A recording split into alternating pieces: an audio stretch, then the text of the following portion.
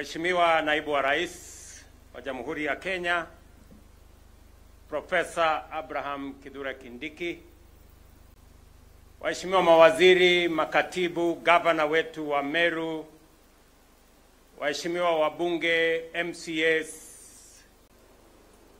wakulima wa Meru Dairy, hamjambo.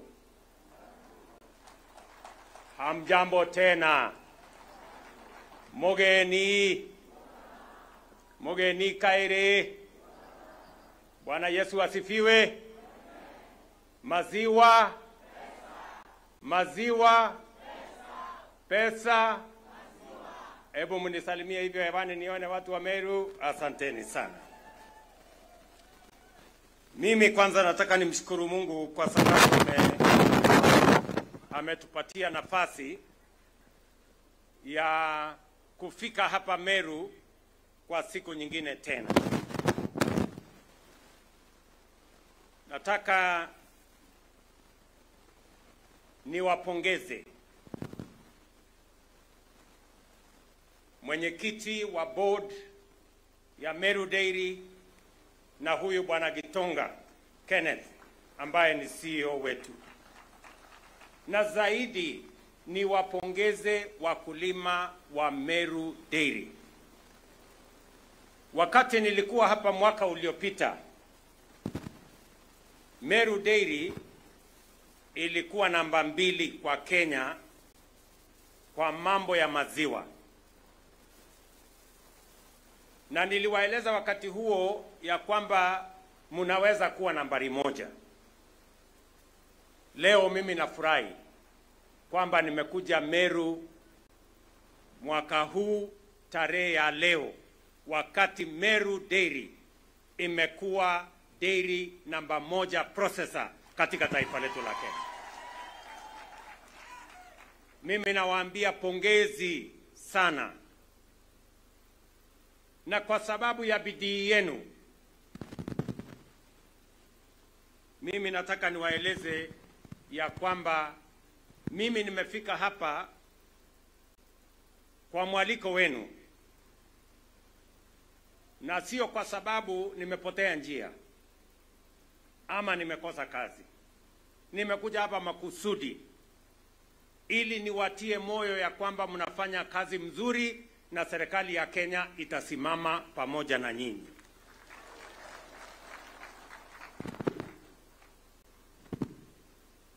Nyinyi mulinipatia nafasi ya kuongoza taifa letu la Kenya. Ni kweli ama si kweli? Na muliniambia mambo kadhaa mnataka irekebishwe, na mnataka mambo fulani ifanywe ili watu wa Kenya maisha yao ibadilike. Muliniambia kwanza tupange mambo ya uchumi. Mukanieleza tupange mambo ya kilimo vizuri. Mukanieleza tupange mambo ya masomo ya watoto wetu vizuri. Mukanieleza tupange mambo ya afya vizuri. Na mkanieleza ya kwamba tupange nafasi ya ajira ya vijana wetu katika taifa letu la Kenya. Ni kweli ama si kweli? Na mimi niko na report ya hiyo kazi mlinipatia. Kwanza mliniambia ya kwamba mnataka mambo ya elimu ya watoto wetu ishughulikiwe vilivyo. Pale tulikuwa na matatizo ya CBC, watu hawakuelewa, wazazi hawakujua junior school itakuwa wapi, watoto program hiyo inaendelea namna gani. Tulikuwa na matatizo makubwa ya walimu. Tulikuwa na shida kubwa, madarasa mengi hayakutosha, na pia university zetu zilikuwa na matatizo ya pesa. Mimi nataka niwaeleze kufikia sasa walimu tumewaajiri 76,000 wapya. Kabla ya Januari tutakuwa tumeajiri walimu wengine 24,000, tujaze wawe 1,100. Pamoja na wabunge tumejenga madarasa 23,000 mpya, ndio kila mtoto apate nafasi ya kusoma. Na vile vile ile matatizo ilikuwa kwa university, tumeweka program mpya ya student centered model ya financing ya higher education. Leo university yetu wanaweza kusomesha watoto wetu, wanaweza kulipa lecturers, wanaweza kufanya kazi ile ingine yote ambayo inawahitaji, na masomo iko laini ya kwenda mbele kama taifa letu la Kenya. Na ni kwa sababu elimu ni muhimu, kwa sababu ndio inatupatia usawa kama taifa la Kenya. Mtoto wa tajiri na maskini wanakuwa sawa wakiwa wamepata elimu, na ndio sababu nimehakikisha ya kwamba pesa inapatikana ya kutosha kuajiri walimu, kuhakikisha kwamba watoto wanasoma na kuhakikisha kwamba university zetu zinasonga mbele. Jambo la pili mlinieleza ni kwamba lazima vile vile tusimamie kilimo vizuri, na kilimo ituzalishie uchumi na iweke pesa kwa mifuko ya wakulima wetu. Mliniambia ama hamkuniambia? Si mlinieleza? Hatua ya kwanza tulisema kilimo haiwezi kwenda mbele kama gharama ya mambo ya pembejeo na fertilizer iko juu.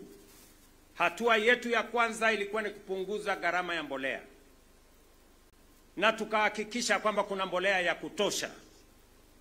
Kufikia sasa mbolea tumepunguza ya kahawa, tumepunguza ya chai, tumepunguza ya ngano, tumepunguza ya mahindi, tumepunguza ya miwa, na tumehakikisha ya kwamba kila mkulima amesajiliwa, ndio kila mkulima aweze kupata mbolea yake, kwa sababu tunamtambua. Mwaka huu peke yake tumepatiana mbolea ama tumeuza kwa wakulima mbolea magunia milioni 6, na hiyo kazi inasonga mbele. Na vile vile tukasema value chains ya kilimo, KTDA inayoongozwa na Bwana Mudhaura kama CEO, pia tumewapatia pesa ya kupunguza gharama ya mbolea kwa wakulima wa chai. Wakulima wa chai walikuwa wanalipa shilingi 5,500 kwa gunia moja. Sasa tumewapunguzia ni 2,500. Sababu hiyo ndio kilimo ya chai imeongeza mapato ya wakulima kutoka shilingi bilioni 140 in 2022. Mwaka uliopita tulifikisha bilioni 215. Pale kwa kahawa, mnajua, huyo Paranya anajua, pale kwa kahawa tulikuwa na watu wajeuri sana, walikuwa wameharibu biashara ya kahawa. Watu wachache, mtu mmoja ako na leseni, yeye ni mkulima, ako na leseni ya broker, ako na leseni ya mila, na yeye ndiye ananunua kahawa kule Nairobi Coffee Exchange. Mtu mmoja anahangaisha wale wakulima wengine wote hapo katikati. Tukavunja hiyo cartel.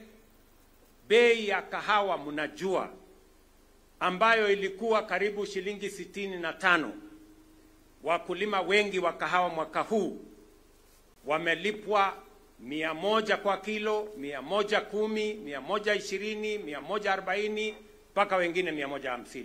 Ni kweli si kweli?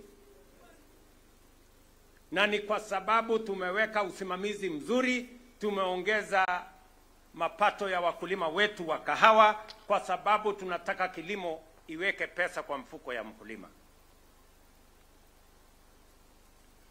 Vile vile nyinyi ni wakulima ama wafugaji wa dairy. Katika sekta hii ya dairy nilisema ya kwamba tunataka mkulima, kwa sababu yeye ndio mtu wa muhimu katika mambo ya kuzalisha maziwa. Pale 2022 wakulima walikuwa wanapata 35 shillings, sehemu zingine 40 shillings. Tukasema tunataka kusukuma hii bei ifike 50 shillings. Mimi nataka nishukuru Meru Dairy wanalipa 53 shillings, mkulima anapata 50, wale wengine hapo katikati processors na wengine wanapata shilingi 3. Na mimi nataka nimshukuru Bwana Gitonga na bodi yake, they are doing a wonderful job. Wapigie makofi hao watu. Wanawalipa shilingi 50 ama sio 50? Si ni 50? So mimi nataka nikueleze Bwana Gitonga na timu yako, endelea kulipa wakulima hawa pesa ambayo inatoshana na jasho yao. Kenya sasa tumeongeza mapato ya maziwa kutoka bilioni 40 in 2022 tumefikisha bilioni 59 mwaka uliopita. So kilimo yetu ya maziwa inainuka. Mimi nilikuwa hapa 2023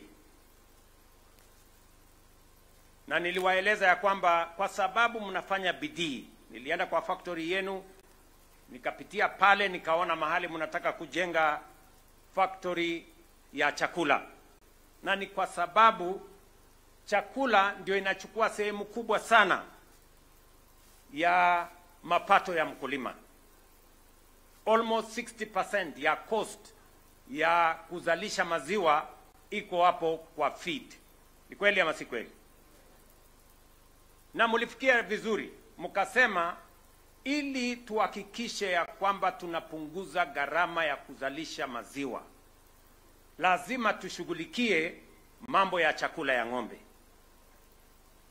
Na ndio sababu niliwaunga mkono wakati mlisema mnataka kutengeneza factory ili muweze kutengeneza chakula yenu, na hiyo chakula muweze kuwa na hakikisho ya kwamba ni ya bei mzuri na ni ya quality mzuri.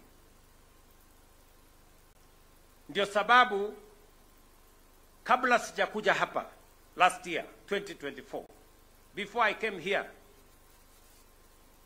huyu Gitonga alikuwa na milioni 100 tayari kutoka kwangu, 100 million. Before nifike hapa last year, sio mwaka huu, last year, huyu bwana alikuwa na hiyo pesa kwa account yake. Tunaelewana? Na mimi nawapongeza kwa sababu wamefanya kazi. Leo wamenipatia report ya kwamba tayari factory iko tayari kule ng'ambo, inangojea inspection ndio iletwe hapa. Ile mimi nawaeleza Bwana Gitonga na ndugu zako, hiyo factory vile umesema Disemba, mimi nataka nikikuja mwaka ujao tutapitia pale kwa factory nione ikifanya kazi na ikitengeneza chakula ya wakulima hawa. Ama mngetaka namna gani? Namna hiyo. Huyu Gitonga lakini ameniuliza ya kwamba bado kuna mahali imemlemea kidogo kwa hiyo mambo ya factory. Ameniambia inahitaji shilingi milioni 400, milioni 100 nilileta. Pongezi pia na nyinyi mumekusanya milioni 130. Pongezi. Sasa imebaki milioni 170 ndio tukamilishe hiyo mradi. Si ndio? Sijui tugawane katikati ama nyinyi ndio mlipe nyingi, mimi nilipe kidogo. Unaona tukatane katikati? Lakini msinisukume sana. Sasa tugawane hivi. Mimi nataka tukubaliane. Sawa sawa? Mimi nitawaongezea shilingi milioni 100 ingine.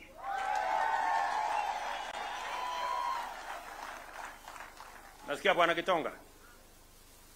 Watu ya ofisi yangu, wewe harakisha factory ikuje. Sawa sawa?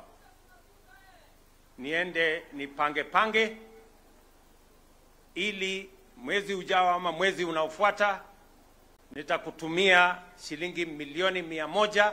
Nataka hiyo factory umesema itakamilika by December, iwe imekamilika kwa December, kwa sababu umesikia hao wakulima wanalalamika gharama ya chakula iko juu. Ni kweli ama si kweli? Kwa hivyo I will support you. Tunaelewana jameni? Mimi nimezunguka hapa katika na kuzungumza na wakulima. Wakulima wamenieleza mambo manne ya muhimu. Wameniambia kwanza, bei ya chakula. Na mbali na msaada ambao tunatoa kama serikali kwenu, pia tumeamua kama serikali ya kwamba tutawaruhusu kampuni kama Meru Dairy waagize yellow maize, ile ambayo inatoshana na kuzalisha mambo ya chakula kutoka sehemu yote ikiwemo nje bila ya kulipa ushuru yeyote.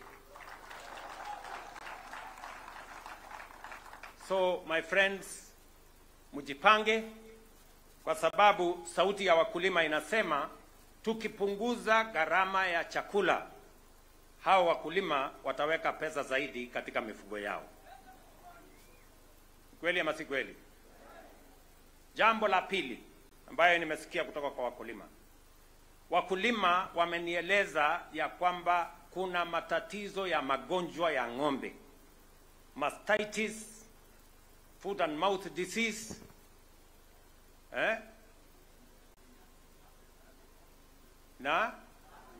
na lumpy skin. Mimi nataka niwaambie PS wangu wa mambo ya livestock yuko hapa. Tayari kama serikali tumefanya mpango mzuri, na kuanzia wiki ijayo waziri wetu wa kilimo na PS wake wataanzisha program ya kitaifa ya vaccination ya ng'ombe, na mimi nawaeleza wakuje waanze na hapa Meru, ndio tuwapunguzie mambo ya magonjwa, kwa sababu ng'ombe akiwa mgonjwa anapunguza maziwa, inakuwa ni gharama kwa mkulima na inaturudisha nyuma. Jambo la tatu ambayo nimesikia kutoka kwa wakulima ni mambo ya mbegu. Kwa sasa kama serikali tumesaidiana, mbegu inapatikana kwa shilingi 200. Alafu inaendelea inakuwa shilingi 250, 300.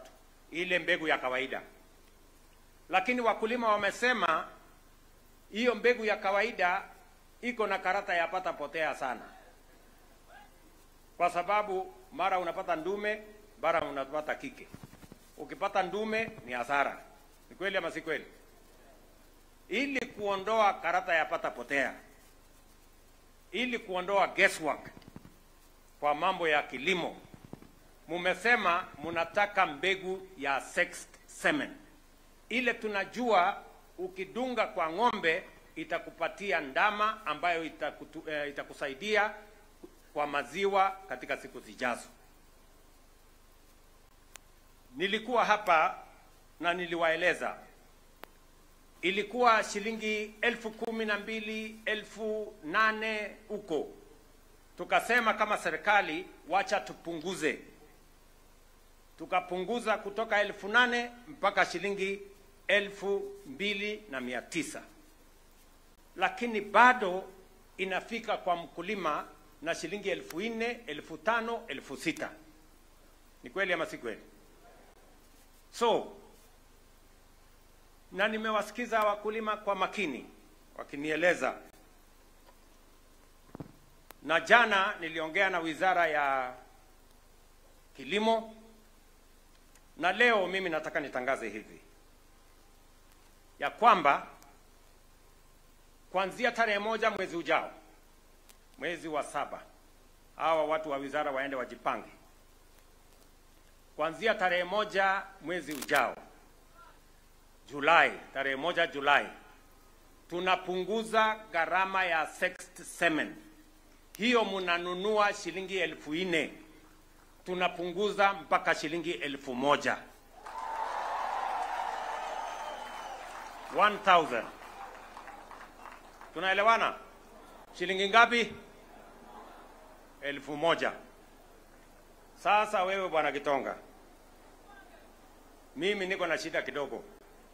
kwa sababu hata tukipunguza ikuje 1,000, sitaki tena nisikie mkulima amelipa shilingi 2,000. Hapana, hapana. Hata kama utaongeza pesa ya sijui nani hapo, isipite shilingi 1,400. Na unaweza kuongeza 400, 300 ama 400. Isipite hapo. Ama mnasemaje wakulima? Si ndio? Ndio ukisavu ng'ombe yako ujue uko na ndama ambayo ni ya quality ya juu, na hauwezi kuwa na guesswork ya kubahatisha kati ya ndume na ng'ombe kike. Tumekubaliana? Na sio kwa Meru Dairy peke yake. Hiyo program ya kupunguza sexed semen kutoka kwa serikali ya Kenya, kutoka hiyo bei ya 4,000 sijui 1,000 ngapi mpaka 1,000, ni kwa wakulima wetu wote wa taifa letu la Kenya. Kwa sababu mpango yangu ni kuhakikisha kwamba tunaongeza mapato ambayo inafikia wakulima kupitia kwa mambo ya maziwa, kwa sababu vile mnaona Meru Dairy inalipa wakulima shilingi bilioni 1 kila mwezi. Utapata wapi biashara ya kulipa watu shilingi bilioni 1 kila mwezi? Inapatikana rahisi.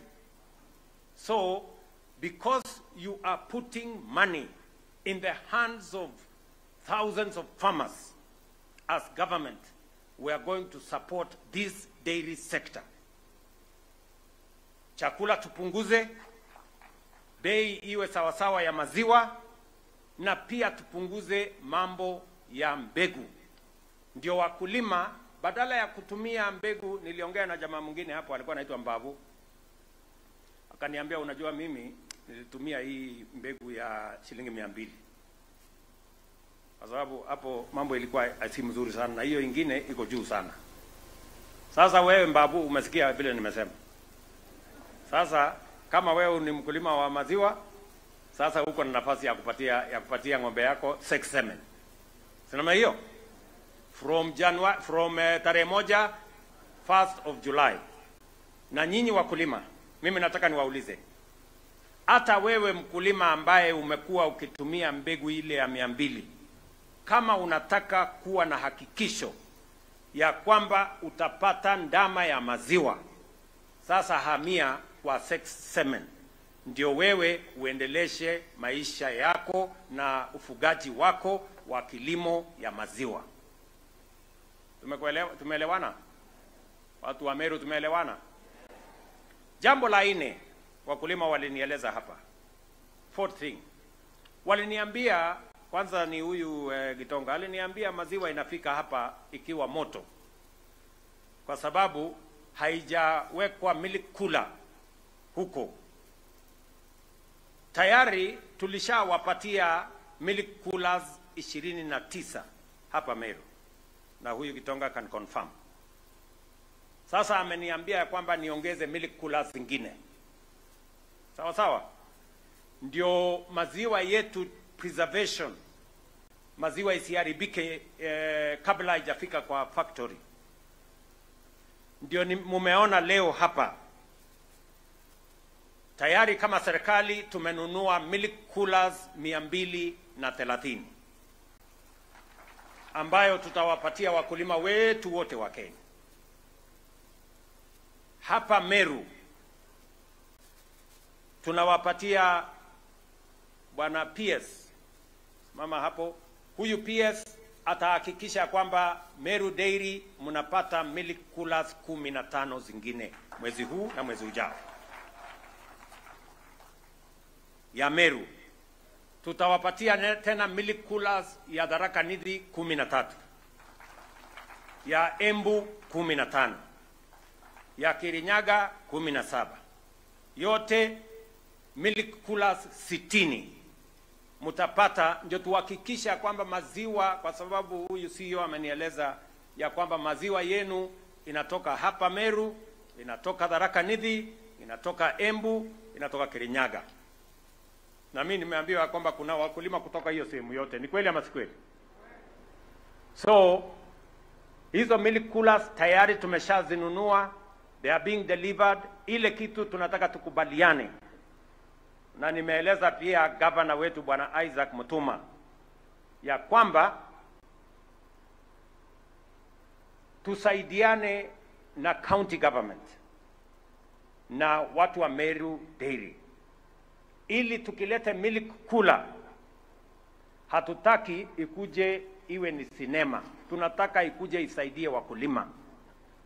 Kuwe kumejengwa mahali hiyo milk cooler itawekwa, kuwe na stima pale, na kuwe na management ambayo itasimamia, ndio iweze kuwa msaada kwa wakulima. Tunaelewana jameni? So mambo manne ambayo wakulima wa hapa waliniuliza: chakula, mbegu, milk coolers na vaccines.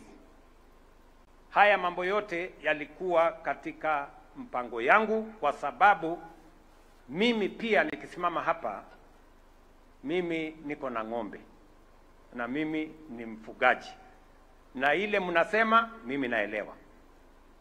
Kwa hivyo tunataka tushirikiane hivyo tukiwa pamoja.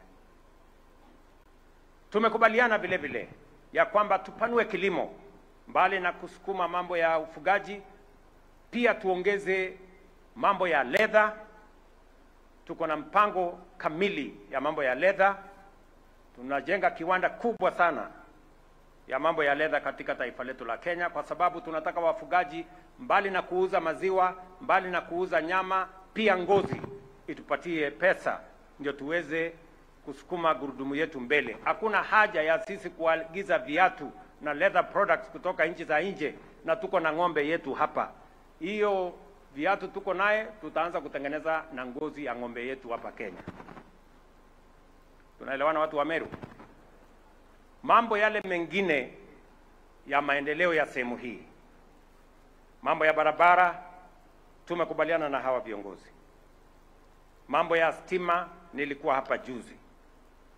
Maneno ya maji ni vile waziri wangu amesema.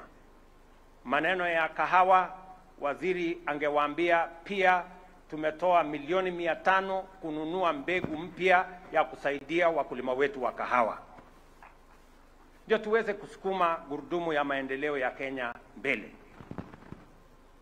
Mimi nawauliza wakulima wa maziwa na wananchi wa hapa Meru, hiyo kazi mnafanya, hiyo kazi mnaamkia mapema, hiyo ndio kazi ambayo inajenga taifa letu la Kenya. Na sisi kama serikali tutakuwa pamoja na nyinyi, tutasimama imara pamoja na nyinyi, tuhakikishe ya kwamba yale tulisema kwa mambo ya kilimo tunayatimiza. Mbali na kazi tunafanya hapa, pia kule sehemu zingine, hata ile ya miwa ilikuwa inatusumbua sana. Kule pia tumenyorosha, tumefukuza wakora walikuwa wameteka nyara hiyo sekta, na sasa Kenya inaelekea kuwa net exporter wa sukari katika taifa letu. In the next 2 to 3 years, Kenya will be a net exporter of sugar. So tunataka kusimamia mambo haya, tupeleke taifa letu la Kenya mbele. Mimi nataka niwaulize watu wa Meru, mnataka tuendelee kufanya kazi ama mnataka tuanze kufanya siasa? Tufanye kazi, tusomeshe watoto, tupange hii kilimo, wakulima wapate pesa, ndio tusonge mbele. Hebu nione wala wanasema tuendelee na hiyo kazi. Tumeshakubaliana. Na mimi nataka niwaeleze,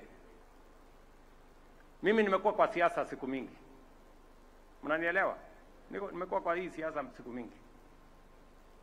Na mimi vitisho, mimi siwezi kutishwa na mtu. Ati kutishwa? Hapana, watafute mtu mwingine. Ati na makelele. Ati tuache kazi hii tunafanya tuende kwa barabara. Sasa mimi nataka niwaulize nyinyi watu wa Meru. Si nyinyi na kura zenu ndio mlinifanya nikawa rais na tukaunda hii serikali pamoja? Si kura yenu ndio iliunda hii serikali? Mnataka hii serikali iwafanyie kazi ama mnataka ifanyie watu wengine? Si wafanyie kazi. Na ndio sababu mimi nimesema yule ambaye yako tayari kufanya kazi, mimi nitafanya kazi na yeye. Yule ambaye anataka kuendelea na siasa, aende barabarani, aendelee na siasa. Si 2027 tutakutana na wao? Kwani ni mafundi kiasi gani? Wasituletee nani. Sijui kama tunaelewana. Porojo, propaganda tu. Sijui nini. Kasongo, sijui Ruto must go. Wewe. Watu hawana mpango. Ukiwauliza, wewe mpango yako kwa wakulima ni gani? Wanasema Kasongo.